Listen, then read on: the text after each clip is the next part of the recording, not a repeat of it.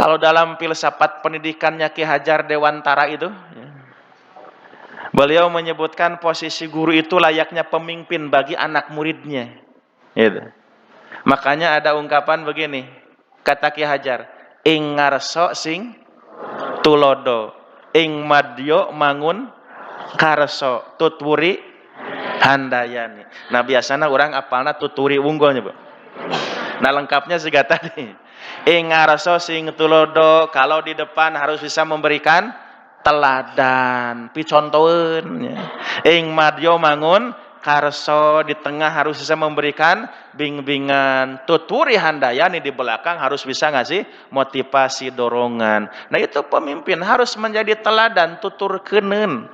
Nah makanya guru itu sering dikiratakan digugu dan ditiru dan dituturkan ke muridna. Nah pemimpin itu seperti itu, tuturkeuneun, turutaneun, nungtun orang. Nah buku catatan amal disebut imam, kenapa? Sebab kita akan ikut buku kita nanti di akhirat ka surga ka neraka. Kumaha buku orang, Pak, Bu?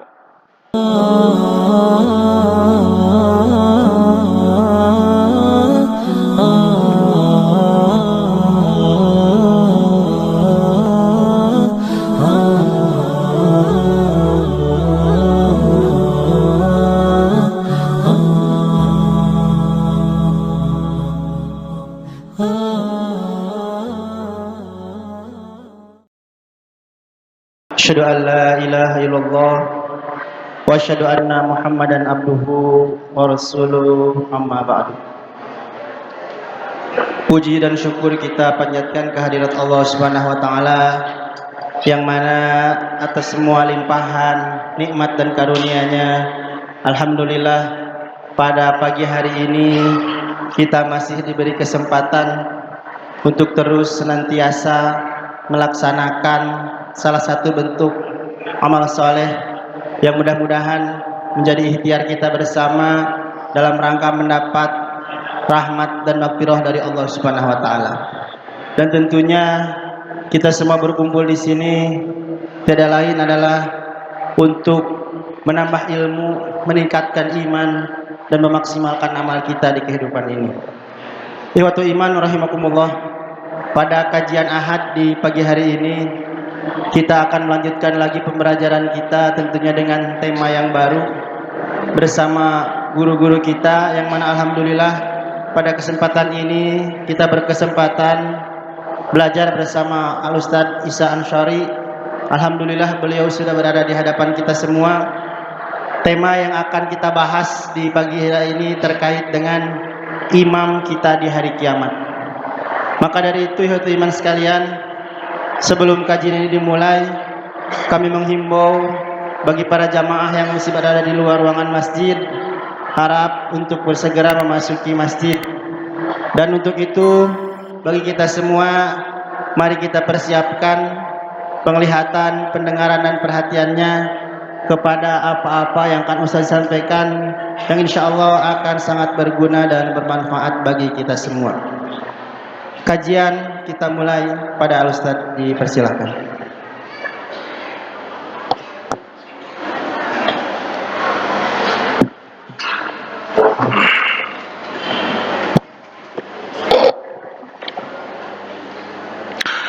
Innal hamdalillah nasta'inuhu wa nastaghfiruh wa na'udzubillahi min syururi anfusina wa sayyiati a'malina, may yahdihillahu fala mudhillalah wa may yudlil fala hadiyalah. Asyhadu an la ilaha illallah wahdahu la syarikalah wa asyhadu anna Muhammadan abduhu wa rasuluhul ladzi la nabiyya ba'dah. Amma ba'du, faqala Allah Ta'ala fil Qur'anil Karim, a'udzubillahi minasyaitonir rajim. Inna nahnu nuhyil mauta wa naktubu ma qaddamu wa atharahum wa kulla syai'in ahsaynahu fi imamin mubin. Hadirin hadirat ikhwatu iman, Bapak Ibu jamaah kajian Ahad Jihad Masjid Abu Bakar As-Siddiq yang saya hormati. dalam sebuah athar yang diriwayatkan oleh Imam Ahmad, Imam Abi Nuaim, juga Ibnu Abi Dunya, yang diterima dari sahabat Umar bin Khattab radhiyallahu an. Sahabat Umar bin Khattab berkata, hasibu anfusakum qabla an tuhasabu, wazinu anfusakum qabla an tuzanu. Hasibu anfusakum, hisablah diri kalian, qabla an tuhasabu, sebelum kalian dihisab. Wazinu, dan timbanglah amal kalian, qabla an tuzanu, sebelum kalian ditimbang. Nah, riwayat ini sering dijadikan dalil mengenai adanya tuntunan untuk bermuhasabah, Bapak Ibu ya. Apa itu muhasabah? Dalam bahasa kita, muhasabah itu sering diartikan introspeksi diri,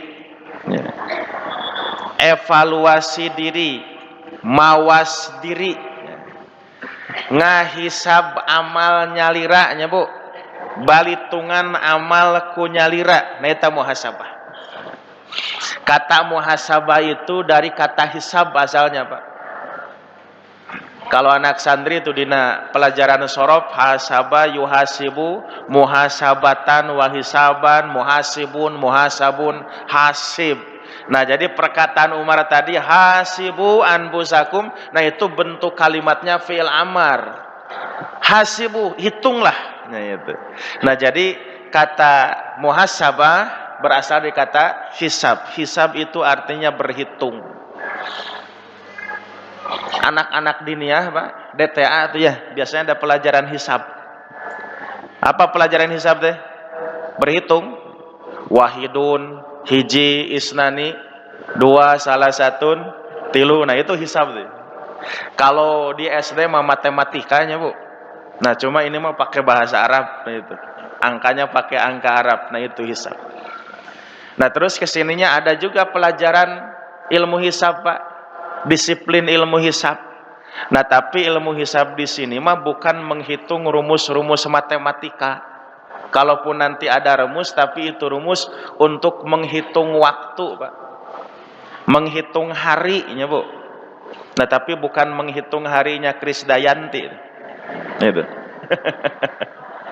Jadi menghitung hari, menghitung bulan, menghitung tahun. Nah, itu ilmu hisab. Itu. Ilmu falak, Pak ya. Nah, ilmu hisab identik dengan ilmu falak. Nah, terutama untuk menghitung kalender hijriah kan itu dipakainya rumus ilmu hisab. Sebab menghitung kalender hijriah mah lumayan ribetnya, Pak, rumusnya kalau orang nggak serius mah. Lamun teleukeun mahnya. Moal tiasa apa itu? Gitu. Beda dengan menghitung kalender Masehi. Kalau menghitung kalender Masehi relatif mudah, rumusnya sederhana. Kita juga yang awam ilmu hisab bisa menghitung kalender Masehi, Pak. Sebab patokan harinya sudah pasti begitu. Kan kalau kalender Masehi namanya, Bu, Januari berapa hari? 31. Februari 28. Setiap 4 tahun sekali 29 ya, Pak, yang disebut tahun kabisat. Maret 31 nya, April 30, Mei 31, Juni 30, Juli Agustus 31, September 30, Oktober 31, November 30, Desember 31. Nah, pasti gitu, Pak, rumusnya. Kan kalender hijriah mah enggak begini. Muharram 29, Safar 30, Rabiul Awal 29 nya, Rabiul Tsani 30, enggak begitu, Pak. Kadang kita sering menemukan Ramadan itu enggak selalu 30 hari. Kadang 29 hari, kadang 30 hari. Nah, untuk bisa menentukan Ramadan tahun ini 29 apa 30, nah itu teorinya sudah bisa ditemukan dalam ilmu hisab. Nah, atau misalnya di masjid ada jadwal sholatnya, Pak. Subuh jam segini, duhur jam segini. Nah padahal Pak, aslinya menentukan waktu sholat itu bukan dengan jam, tapi dengan apa? Mataharinya Bu. Matahari. Zuhur kapan? Ketika matahari sudah zawal. Zawal itu geser sedikit ke sebelahnya, barat. Bahasa Sunda mah lingsirnya Pak. Lingsir ka kulon itu masuk zuhur. Asar ketika sebuah benda sudah sama tinggi dengan bayangannya. Kita berdiri Pak 2 meter, bayangan kita 2 meter, itu masuk waktu asar. Maghrib kapan? Ketika sudah terbenam matahari. Nah terus isya kapan? Ketika sudah menghilang yang namanya mega berem. Bahasa kita mega berem mana? Layung, lembayung. Gitu, lembayung. Kan kalau matahari terbenam nanti akan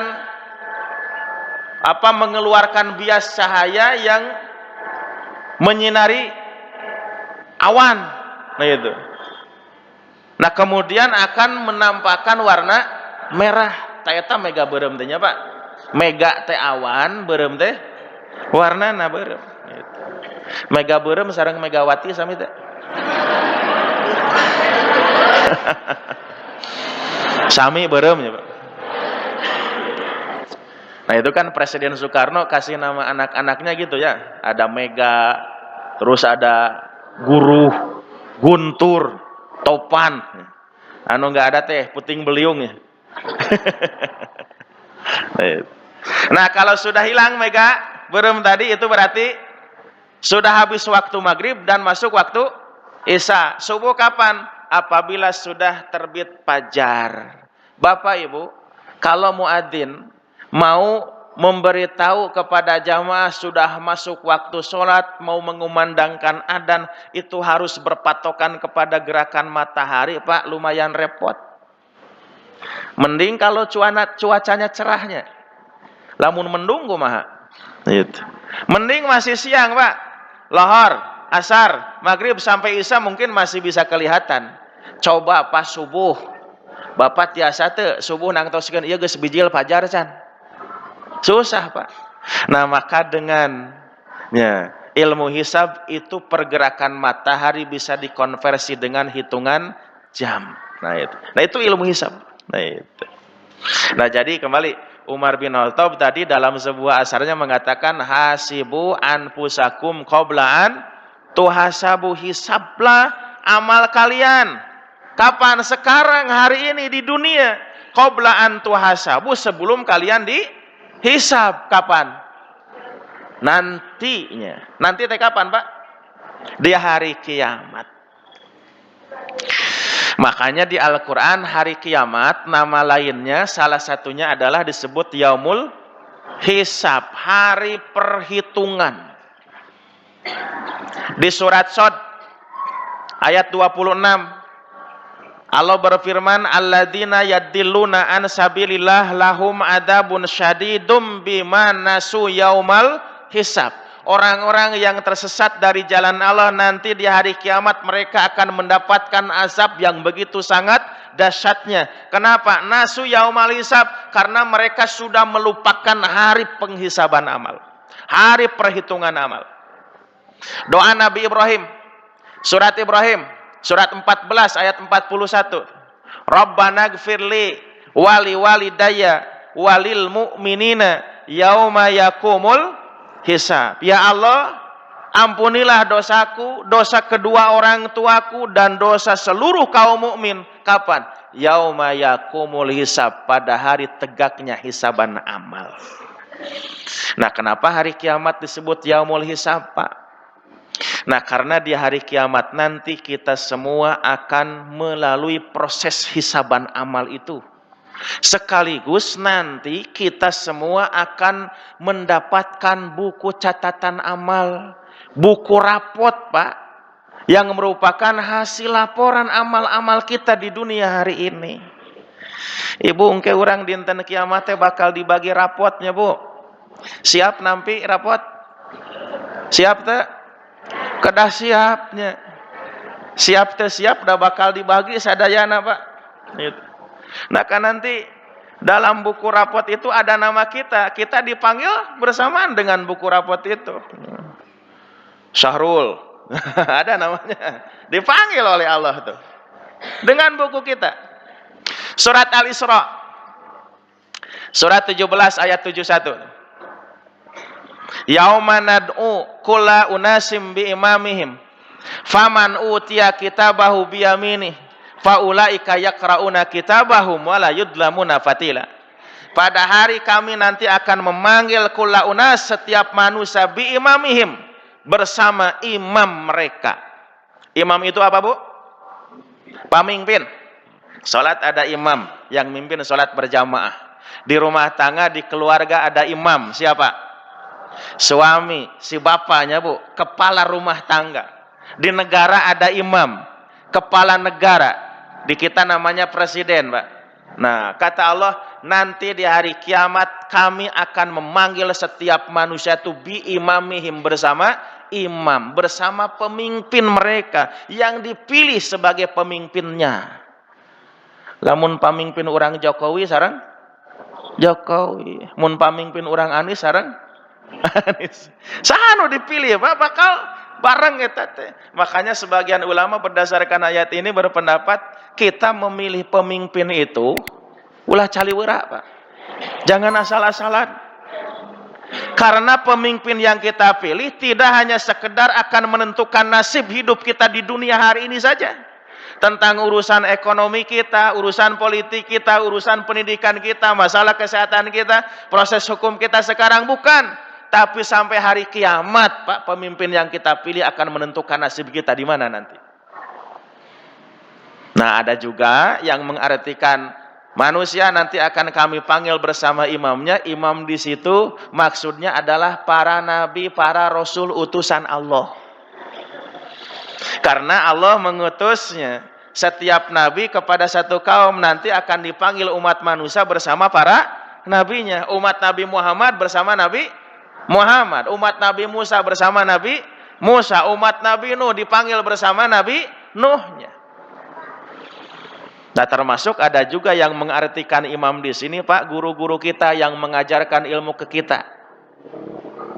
Makanya ada yang berpendapat berdasarkan ayat ini, kalau kita belajar agama itu ulah sosoranganan, Pak. Kudu puguh guruna saha ieu teh. Meh nyambung sanad ilmu urang teh ka guru nu mana ieu teh. Termasuk kewajiban kita untuk bermazhab gitu. Minimal tah kana mazhab nu opat.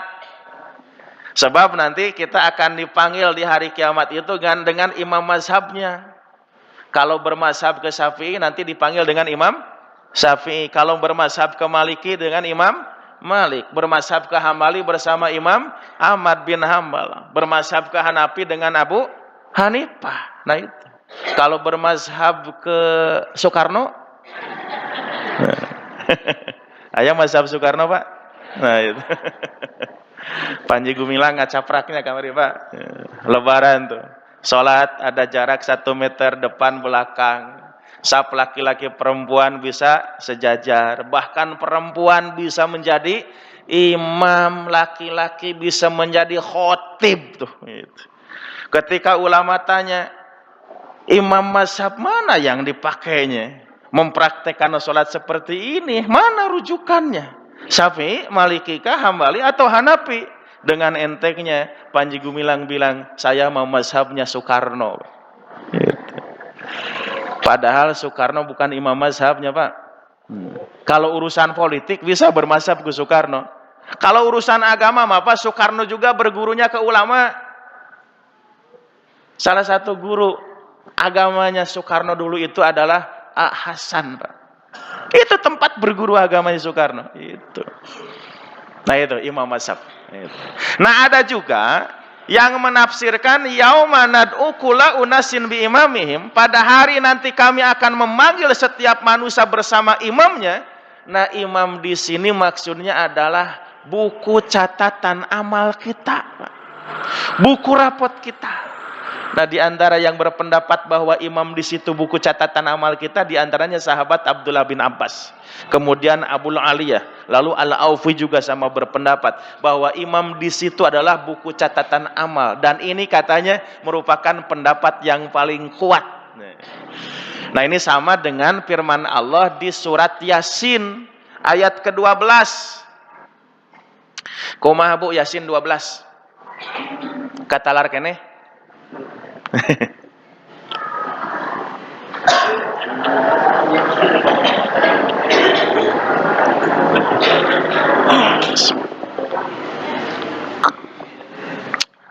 Di surat Yasin ayat 12 Allah berfirman, "Inna nahnu nuhyil mauta wa naktubu ma qaddamu wa atharahum wa kulla syai'in ahsaynahu fi imamim mubin." Eta kata lalar, Bu.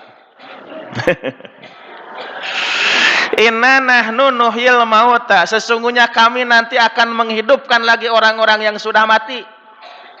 Wa naktubu, dan kami pun akan menuliskan, akan mencatatkan, akan mendokumentasikan, mengarsipkan ma qaddamu, apapun amal yang mereka lakukan di dunia dulu, wa atharohum, dan asar mereka, jejak peninggalan mereka, tapak lacaknya, Pak. Nah, itu athar. Wa kulla syai'in, dan semuanya itu ahsaynahu, kami menghitungnya fi imamim mubin, di dalam imam yang nyata, yang jelas. Imam di situ artinya buku catatan amal kita.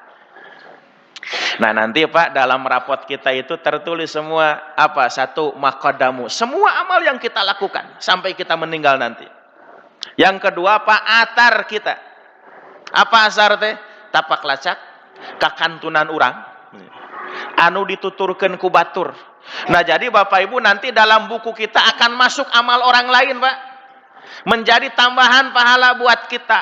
Nah, itu namanya athar.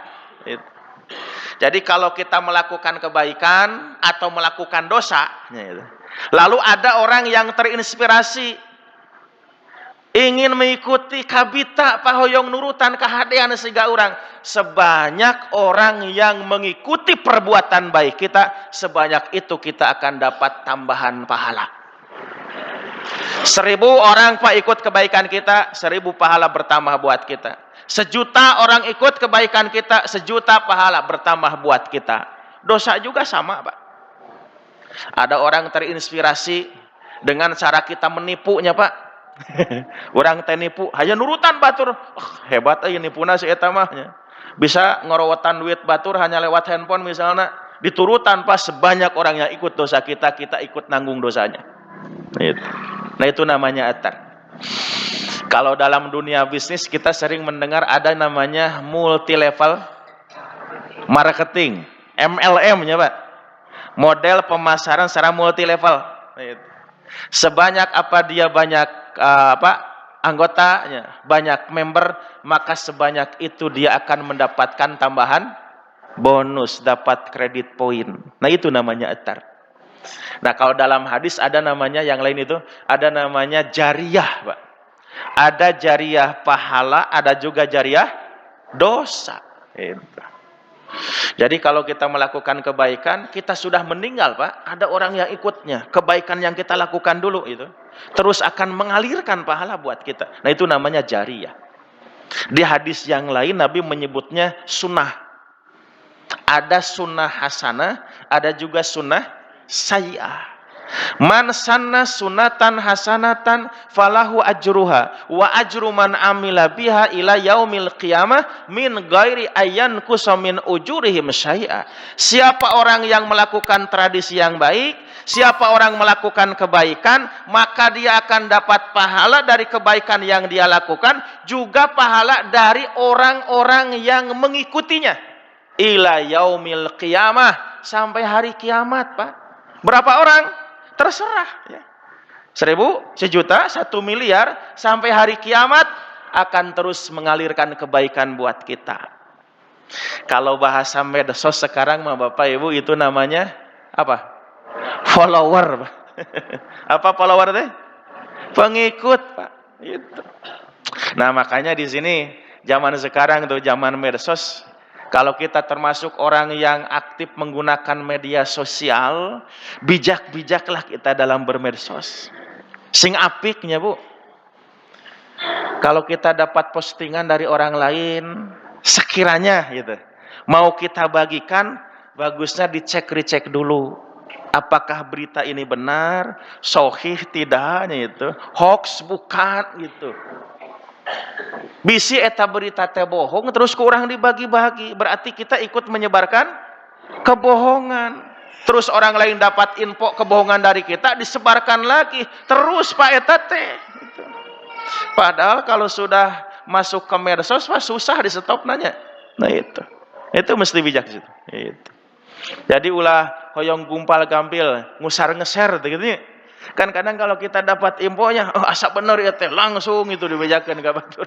Padahal can karuhan bener can karuhan teh itu. Nah itu follower bahasanya. Nabi katakan, ya, wa ajruman amila biha ila yaumil qiyamah. Kita akan dapat tambahan pahala dari orang yang mengikuti kebaikan kita sampai hari kiamat. Min ghairi ayan kusomin ujurihim saya, dengan tanpa mengurangi pahala mereka. Artinya apa? 1000 orang Pak ikut kebaikan kita, kita akan dapat pahala tambahan 1000.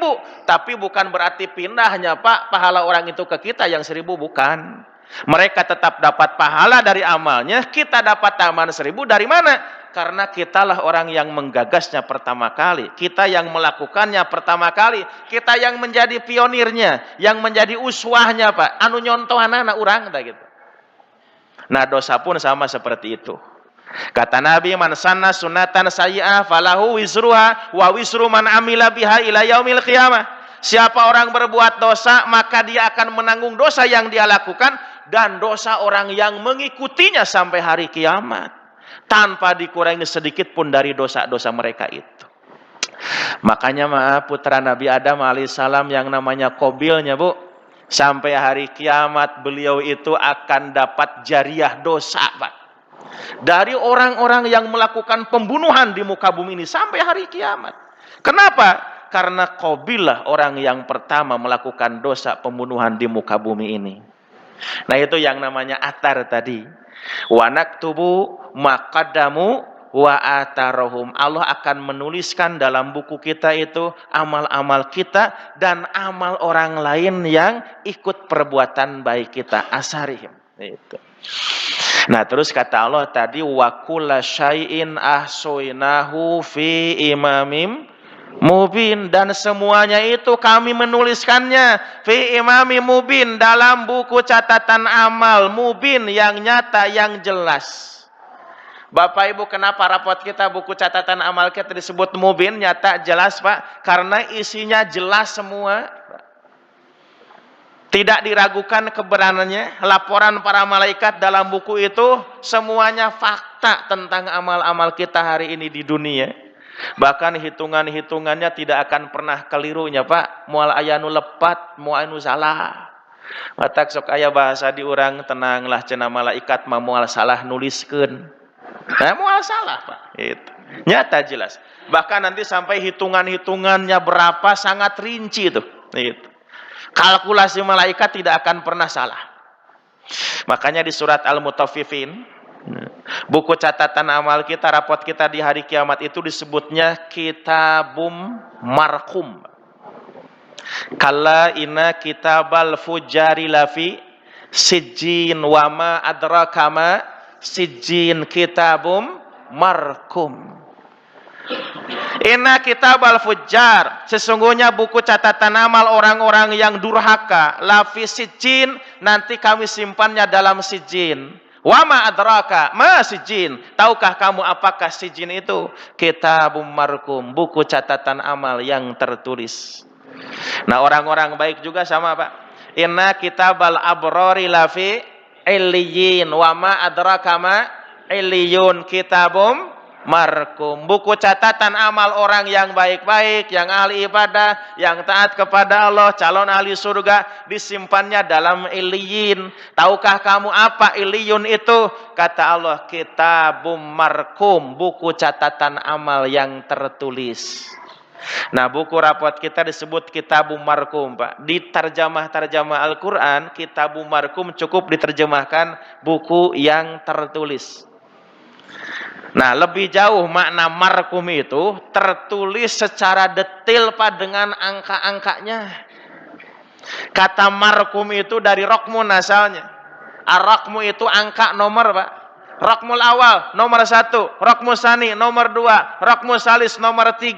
Nah, jadi markum itu tertulis detail dengan jumlahnya, dengan angka-angkanya, rinci semuanya, Pak. Tidak ada yang keliru, tidak ada yang salah hitung.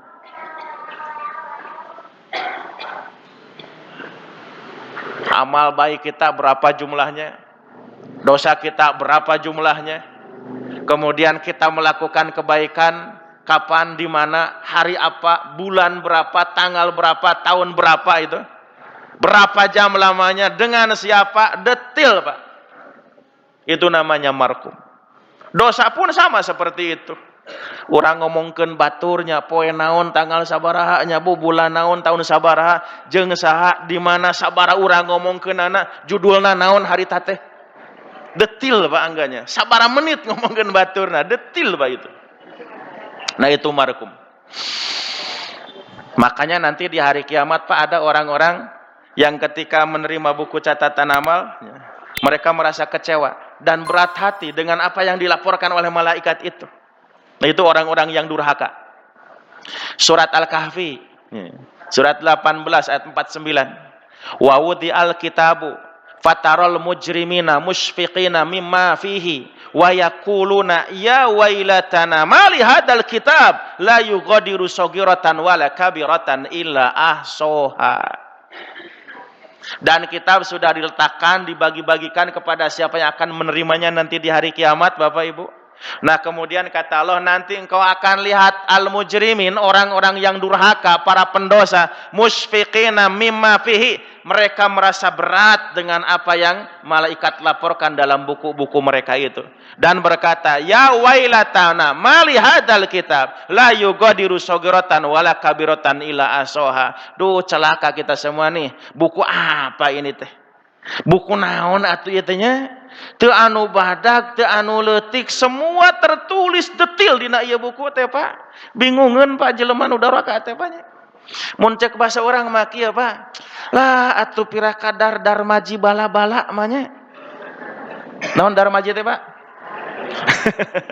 Dahar 5 ngaku hiji atuh bala-bala mah nganu 1000 nya, Pak. Make jeung dituliskeun atuh nganu 1000 perak mah, Pak, di puka batur teh nya.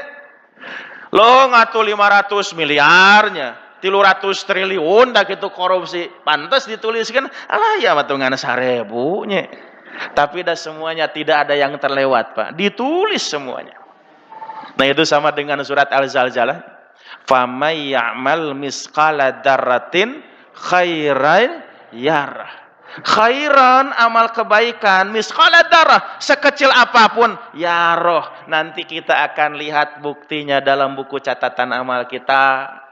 Kita ngasupeun kenceleng banyak sah ngan 2000 nya.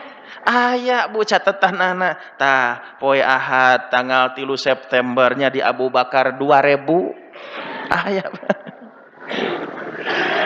Dosa juga sama. Wa ma yamal misqala dzarratin saran, kejahatan, keburukan, dosa, sekecil apapun kita lakukan, ya roh, nanti kita akan melihat laporannya dalam buku itu. Nah, itu disebut markum, seperti itu ya, Pak. Nah, itu di surat Yasin tadi sebutnya imamim mubin, catatan amal yang nyata, yang jelas, karena semuanya jelas di situ, tidak ada kekeliruan, moal salah ngitung. Nah, kemudian buku catatan amal kita, rapot kita nanti di hari kiamat, oleh Allah disebutnya imam. Yauma nad'u kulla unasin bi imamihim wa kulla syai'in ahsaynahu fi imamim mubin. Nah, kenapa buku catatan amal kita, rapot kita disebut imam, Pak? Nah, imam tadi artinya pemimpin, sebab buku kita yang memimpin kita nanti di hari kiamat, yang akan menuntun kita, Pak, yang akan menggiring kita ke surga atau ke neraka itu oleh buku kita. Kan pemimpin itu seperti itu. Ari pamimpin teh tuturkeuneun nya Pak. Turutaneun anu nungtun urang. Gitu. Nah itu pemimpin. Gitu. Kalau dalam filsafat pendidikannya Ki Hajar Dewantara itu, beliau menyebutkan posisi guru itu layaknya pemimpin bagi anak muridnya. Gitu. Makanya ada ungkapan begini, kata Ki Hajar, ing ngarso sing tulodo, ing madyo mangun karso, tutwuri handayani. Nah biasanya orang apalna tuturi unggulnya, Bu. Nah lengkapnya juga tadi. Ing ngarso sing tulodo, kalau di depan harus bisa memberikan teladan, picontoeun. Ing madyo mangun karso, di tengah harus bisa memberikan bimbingan. Tuturi handayani, di belakang harus bisa ngasih motivasi, dorongan. Nah itu pemimpin harus menjadi teladan, tuturkeuneun. Nah makanya guru itu sering dikiratakan digugu dan ditiru dan dituturkeun ku muridna. Nah pemimpin itu seperti itu, tuturkeuneun, turutaneun, nungtun urang. Nah buku catatan amal disebut imam, kenapa? Sebab kita akan ikut buku kita nanti di akhirat ka surga ka neraka. Kumaha buku urang Pak Bu? Kan nanti masing-masing orang sebelum masuk surga masuk neraka, pas menerima buku juga sudah ada tanda-tandanya ya Pak. Bahasa Sunda mah kila-kila tuh. Kalau orang menerima buku dengan tangan kanan, dia akan kemana nantinya? Ke surga. Nah itu namanya ashabul yamin, golongan kanan. Kalau terima buku di tangan kiri, dia akan kemana larinya? Ke neraka. Nah itu ashabus shimal, golongan kiri namanya. Nah, itu banyak di Al-Quran Allah menyebutkan tentang dua golongan itu. Ada ashabul yamin, ada ashabul shimal, ada ashabul maimanah, ada ashabul mas'amah. Nah, itu. Misal di surat Al-Haqqah ya, ayat ke-19 mulai itu. Allah menyebutkan begini. Fa amman utiya kitabahu biyaminihi fayaqulu ha umqra'u kitabiyah. Siapa orang yang menerima buku catatan amal dengan tangan kanannya, maka dia akan berkata, ha umqra'u kitabiyah, nih buku rapot saya nih, silahkan baca oleh kalian. Nah engke Pak aya di napoe kiamat anu agulnya Pak ku buku rapot nate, ye rapot kuring tempo kumarane. Ditemong-temong ka batur Bu. Kunaon ditemong-temong? Agul kunaon? Sarae Pak nilaina. Nya. Sarae nilaina ye cenah tempo rapot urang alus ya. Sarae nilaina 8, 8, 10, malah aya nu 11 meureun eta teh. Sarae dilihat sama orang. Nih lihat. Ini donantu anni mulakin hisab ya. Karena aku yakin akan bertemu dengan hari hisaban amal seperti hari ini. Nah jadi orang-orang yang yakin akan bertemu dengan hari penghisaban amal, dia siapkan sejak di dunia amal-amal baiknya. Fahuwa fi isyati radiyah, lalu dia ditempatkan dalam kehidupan yang penuh ridha Allah. Di mana? Fi jannatin aliyah, di surga yang tinggi. Kutupuha hadaniyah. Ketika mereka mau makan, minum, termasuk pengen buah-buahan, gampang Bu. Itu. Tidak susah. Pan kitu di surga manya sagala gampil. Moal aya nu sesah di surga mah. Ibu hoyong tuang, hoyong ngaleueut nya. Hoyong tuang teu kedah ka pasar balanja, teu kedah masak kutrak-ketrak di dapurnya Bu. Kantun hoyong nyampeurkeun da Pak. Pelayanan maksimal. Nah itu. Bubuahan Pak, urang teu kedah melak, teu kedah ngurus tangkalna, geus arasak teu kudu naik mupu tangkalna, nyampeurkeun Pak buahna ka urang. Nah itu kutupu hadaniyah. Nah itu di surga. Bapak Ibu tong waka di surganya Bu. Ayeuna ta urang di dunia zaman kiwari. Hoyong tua ngaleueut, wengi-wengi jam 10, jam 11 lapar ieu teh, bade masak eueuh pasakeun jabah hoream. Gampang sekarang mah nya Bu, tinggal apa tuh? Pesen GoFood Pak, datang ka ieu mah teh dahareun teh sorangan teh kudu ngajuk-juk ka warung nanya Pak. Datang. Nah di surga nanti kita nggak usah buka aplikasi GoFood Bu. Hoyong nyamperkeun tah itu. Kutupu hadaniyah. Nah kata Allah, kulu wasrobu hani'am bima aslabtum fil ayyamil khaliyah. Silahkan kalian makan, minum semuanya sepuasnya. Nikmati. dengan senang hati. Ini semua adalah balasan untuk kalian karena amal-amal baikmu dulu ketika hidup di dunia. Nah itu golongan kanan Pak, ahli surga yang menerima buku dengan tangan kanan, digiring ke surga. Nah sebaliknya, wa amman utiya kitabahu bisyimali, siapa orang yang menerima buku catatan amal dengan tangan kirinya, fayaqulu, dia berkata, ya laitani lam uta kitabiyah, duh padahal mah saya tetong dibere buku ieu teh. Tuh nu tadi mah agulnya Bu ditemong-temong, nu ieu mah tong ditemong-temong ka batur, manehna ge embung nari mana ge Pak eta teh. Embungan nempona oge. Kenapa sababna Pak? Bareureum nilainya Pak. Sehingga budak sekolah rek dibagi rapot, kan enggak semua anak sekolah dibagi rapot senangnya Pak. Ada yang dari dibagi rapot enggak senang? Ya. Rumah sekolahnya belang betong, pas milu ulangan teu bisa ngajawab soal, geus kabayang rapot teh garoreng nilaina. Pas dibagi rapot kumaha Pak? Teu dibaca-baca acan, ditilepkeun asupkeun kana saku tuh.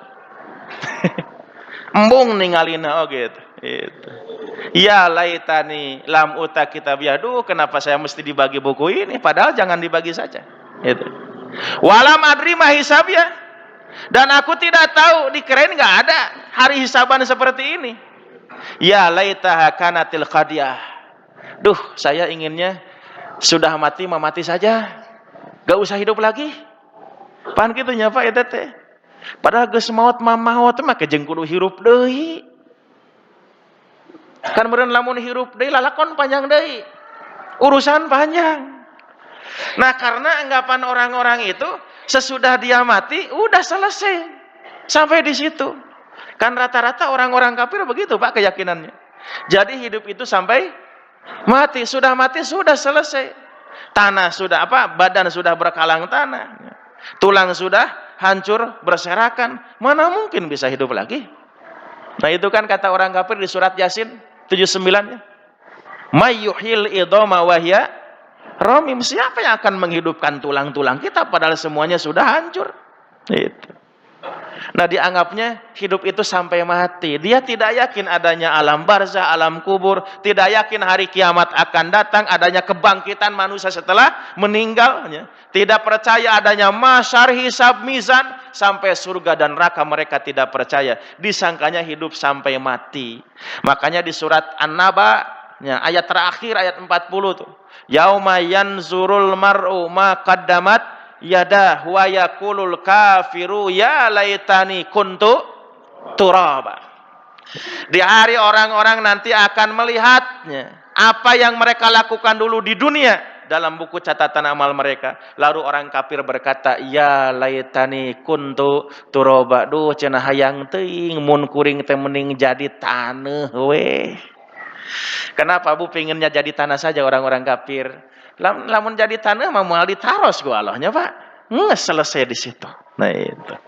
Nah tapi tidak sampai segitu kata Allah. Ada kehidupan setelah mati dan orang-orang tersebut akan menyesalinya perbuatan-perbuatan mereka di dunia hari ini. Kata mereka, ma aghna anni maliya halaka anni sultania, hartaku sebanyak apapun ternyata tidak bisa memberikan manfaat sedikit pun untuk hari ini. Sultan, apa sultan? Kekuasaan, jabatan, pangkatnya, kedudukan. Halaka ani, malah membinasakanku, tidak memberikan manfaat kepadaku, tidak bisa menolongku. Kan orang-orang yang merasa paling kayanya Pak, orang merasa paling berkuasa, mereka sombong di dunia itu. Kalau di surat Al-Insyirah, innahu kana fi ahlihi masruro. Dulu mereka ketika dunia bersenang-senang dengan hartanya, dengan jabatannya. Itu. Orang bukan cuma senang, nanti merasa sombong Pak. Pamer kekayaan, merasa paling berkuasa. Uangnya banyak, gak bisa dihitung, harta bananya di mana-mana. Tanahnya luas, sampai bukan cuma ribuan, bisa jadi jutaan hektarnya Pak. Aya nu kitu? Aya, saha eta teh? Kemudian jabatan kekuasaannya sebegitu tingginya tidak bisa memberikan manfaat. Kan ada orang merasa sombong dengan kekuasaan karena dia merasa punya banyak jabatannya, Pak. Jabatan iya kumanehna, jabatan itu kumanehna ya. Menteri iya kumanehna, menteri itu kumanehna, segala menteri sih eta mah gitu. Ngerasa sombong, Pak. Nah, orang-orang seperti ini nanti di hari kiamat andaikan tidak bisa memanfaatkan hartanya, jabatan kekuasaannya untuk beriman dan beramal soleh, maka semuanya akan membinasakan dirinya. Halaka anni sultania, magna anni malia. Kata Allah khuduhu faguluh, seret eta jelema ka dieu borgol leungeunna talikeun kana beheungna. Sumal jahima suluh, lalu lempar ke dalam neraka. Summa pisil silatin dar'uha sab'una dira'an paslukuh, lalu belitkeun tah rantai kana baawakna sampai 70 belitan. Bapak Ibu, jelema dina neraka bakal dibelit ku rantai sampai 70 belitan, Pak. Cek sim kuring sabelitan ge cekapnya, Pak. Moal tiasa kumaha, Pak? Tapi bukan cuma 1 lilitan, sampai 7 lilitan. Nah, itu untuk menunjukkan andaikan ada orang di dunia hari ini merasa sombong dengan kekayaan yang dia miliki, merasa sombong dengan kekuasaan yang dia miliki, sampai dia bisa melakukan apa saja, nggak peduli merugikan orang lain, nggak peduli merugikan rakyatnya misalnya. Orang-orang seperti ini nanti di hari kiamat, Pak, tidak bisa berbuat apa-apa. Tewala kaya, Pak, nusara rombong ku harta jeung kakawasan teh. Nah, itulah orang yang nanti akan digiringnya oleh kitabnya ke sebelah kiri. Akhirnya di mana? Di neraka. Nah, itu kenapa Allah menyebutkan kitab buku catatan amal kita itu dengan sebutan imam. Karena buku kita akan memimpin kita. Nasib kita nanti di hari kiamat tergantung buku catatan amal kita. Kita akan digiring ke surga, digiring ke neraka, tergantung buku kita, Pak. Itu. Nah, makanya tadi sahabat Umar bin Khattab mengatakan hasibu anfusakum qablaan tuhasabu. Silakan rajin-rajinlah menghisab amal kalian. Kapan? Hari ini di dunia. Qablaan tuhasabu, sebelum kalian dihisab nanti di hari akhirat. Sebab kalau nanti sudah dihisab, sudah dibagi buku kita, Pak, itu tidak akan mungkin bisa kita perbaiki lagi. Yang kurang nggak bisa kita tambah, yang salah nggak bisa kita perbaiki. Sama saja seperti anak-anak sekolahnya, Bu. Selesai ujian dibagi rapot. Kalau sudah dibagi rapot nggak bisa protes, Pak. Tinggal menerima, sudah jadi angka, jadi itu nggak bisa diganti. Nanti kan ada orang dibagi rapot anak tuh terus protes ke gurunya, Pak, Bu, kenapa nilai saya cuma dapat 5, cuma dapat 4? Kata gurunya, ari kamari cenah. Mana kamana? Nu saja manu menang 5, menang 4, milu remedial, milu deher, ari kamu kamana? Nah, sekarang sudah jadi rapot nggak bisa diganti. Nah, itu. Nah, buku amal kita juga seperti itu. Makanya kata Umar bin Khattab, kalau kita mau remedial, kalau kita mau Pak amal-amal kita, rajin-rajinlah menghisab diri kita hari ini. Gitu. Bisi aya anu kurang tambihan, anu goreng hadean gitu. Anu lepat lareskeun, kita masih punya kesempatan. Nah, itu mana? Hasibu anfusakum qablaan tuhasabu. Bapak Ibu ikhwati iman rahimakumullah. Nah, kalau Umar bin Khattab tadi memberikan tuntunan kepada kita untuk rajin muhasabah. Nah, sekarang kalau kita ingin muhasabah, sabaraha waktu sakali, Pak, Bu, urang kedah muhasabah teh? Setahun sekali? Semester sekali? Sasasi sekali, Pak. Karena ada orang biasanya memanfaatkan momentum pergantian tahun untuk muhasabahnya, Pak. Nah, kalau muhasabah setahun sekali, kayaknya terlalu lamanya, Pak. Itu. Sebulan sekali juga terlalu lama namanya. Makanya para ulama salaf memberikan tuntunan kepada kita, kita rajin muhasabah itu setiap hari. Setiap malam, Pak, para ulama salaf itu memberikan tuntunan kepada kita untuk muhasabah. Menjelang tidur, sebelum tidur kita muhasabah. Urang teh balitungan amal. Amal baik kita berapa, amal buruk kita berapa sejak kita bangun tidur sampai mau tidur lagi nih. Kalkulasi semua. Di rorisnya, Pak, Bu, amal urang teh. Termasuk dengan dosa-dosa kita. Andaikan kita melakukan dosa sadarnya, dosa kepada Allah apa? Kita cepat mohon ampun, istighfar, bertobat kepada Allah. Andaikan ada dosa-dosa kita dengan sesama manusia, baraya tatang akula warga, gura-giru minta hampura.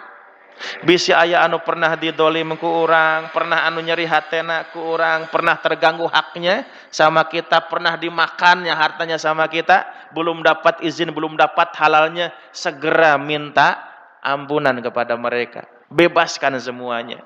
Nah, sehingga nanti ketika kita menjelang tidur sudah tidak punya tanggungan dosa-dosa lagi, apakah kepada Allah termasuk kepada sesama manusia. Nah, itu kebiasaan ulama salaf gitu, Pak.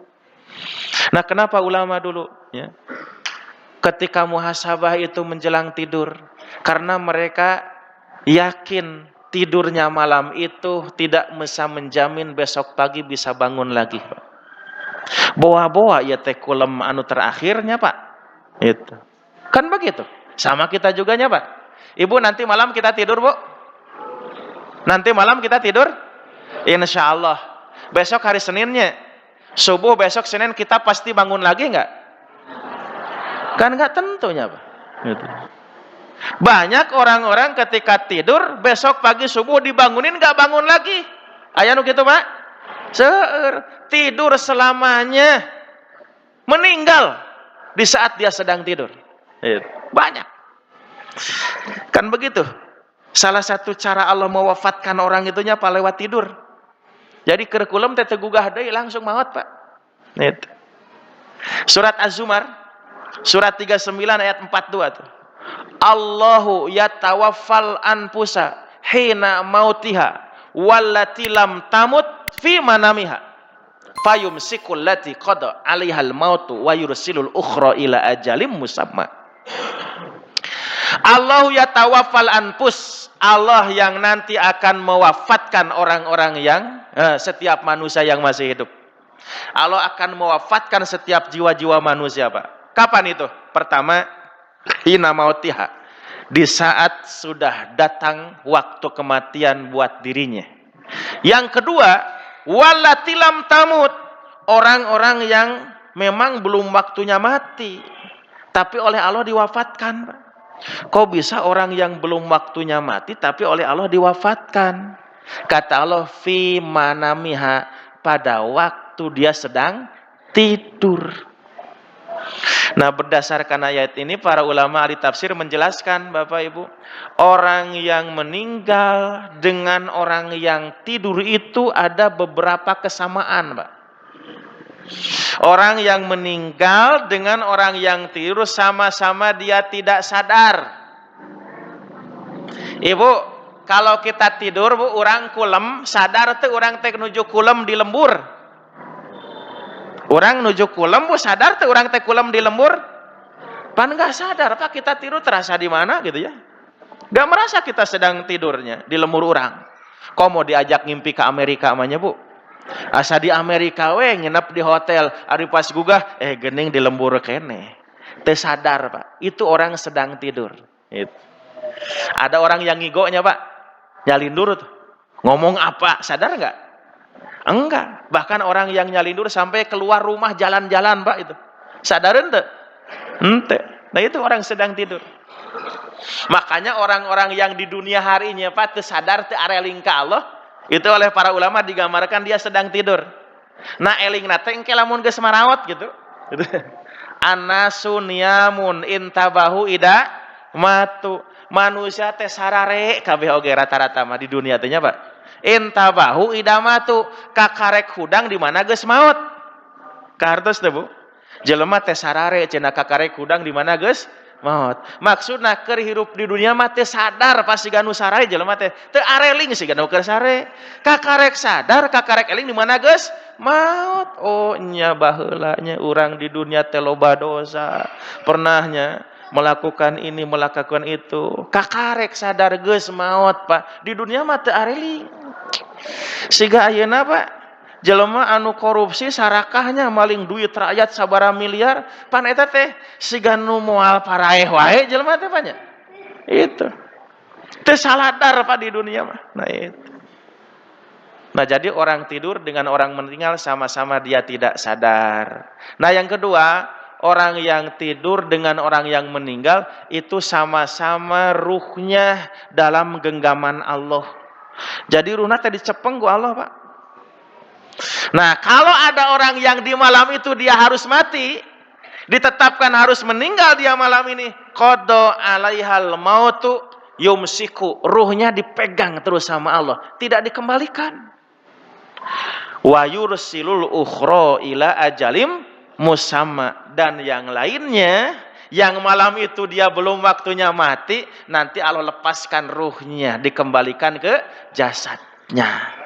Sampai kapan dia diberi kesempatan hidup? Ila ajalim musamma, sampai pada batas waktu yang ditentukan. Nanti ada yang dijatah masih sebulan lagi, ada nusa tahun dehnya, Pak. Ayo nusa 10 tahun deh. Nah, itu cara Allah mewafatkan orang itu. Ada yang diwafatkan ketika dia sedang tidur. Dia tidur, subuh nggak bangun lagi, nggak dikembalikan ruhnya. Makanya para ulama salaf dulu gitu, memberikan tuntunan kepada kita, bahkan sekarang banyak dilanjutkan oleh orang-orang soleh. Mereka rajin muhasabah, introspeksi diri, evaluasi diri itu setiap malam menjelang tidur, Bapak Ibu. Jangan sampai kita tidur itu masih membawa beban-beban dosa. Apakah dosa kita kepada Allah atau dosa kita kepada sesama manusia? Dibereskan semuanya. Nah, itulah tuntunan sahabat Umar bin Khattab kepada kita. Hasibu anfusakum qabla an tuhasabu. Silahkan hisab, hitung amal kalian hari ini di dunia sebelum kalian dihisab nanti oleh Allah di hari kiamat. Bapak Ibu ikhwatu iman rahimakumullah, demikian yang bisa saya sampaikan pada kesempatan kajian pagi ini. Mudah-mudahan bisa memberikan tambahan ilmu, minimal jadi tadhkirah, bisa mengingatkan kita, termasuk tadi yang diingatkan oleh sahabat Umar bin Khattab, bahwa kita harus rajin-rajin muhasabah, karena kita tidak tahunya, Pak, kapan kita akan dijemput oleh Allah melalui malaikat maut. Apakah kita sedang terbangun atau bahkan mungkin sedang tidur sama sekali. Rabbana atina fid dunya hasanah. Ayo pertanyaan. Punten ngawagel waktosna ka Ustaz. Upami ku urang diperhatoskeun urang kali di sekolah Ustaznya. Atanapi urang lah pernah gitu. Sebelum belajar itu Robi zidni ilma warjukni fahman saterusna. Nah di akhirna teh wabil Qur'ani imama. Punten eta maksudna wabil Qur'ani imama. Upami di kaitkeun sareng imam urang tadi ku. Atur nuhun. Ya. Ada yang salah satunya tadi kelewat.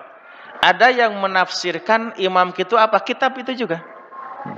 Termasuk para ahli hadis, Pak. Nah itu. Ahli hadis termasuk imam. Kenapa mereka termasuk imam? Karena merekalah yang dapat ilmu dari Nabi. Apakah dengan perkataan Nabi atau mereka yang mendapatkan ilmu lewat Al-Quran disampaikan oleh Nabi. Nah, kenapa Al-Quran disebut imam? Karena Al-Quran itu merupakan panduan hidup kita juga. Gitu. Kan di Al-Quran sendiri disebutkan Al-Quran itu hudan. Gitu. Hudan, hidayah. Gitu. Hudan lil muttaqin. Bahkan lebih luasnya lagi Quran itu hudan, petunjuk hidup bagi seluruh manusia. Kalau di surat Al-Baqarah ayat kedua itu, dalikal kitabu la raiba fihi hudal lil muttaqin. Di situ Al-Qur'an menjadi hudan bagi orang-orang yang bertakwa. Tapi kalau di ayat 185 hudan linas. Syahrul Ramadana alladzi unzila fihil Qur'anu hudal linnas. Nah, jadi kalau Quran disebut imam dalam doa anak-anak, ya Allah jadikanlah Al-Quran menjadi imam kami, karena hidup kita idealnya itu mesti dituntun oleh kitab Al-Quran, karena Al-Quran adalah panduan hidup kita yang akan membimbing kita selamat dunia sampai akhirat. Gitu, Pak, ya. Mangga.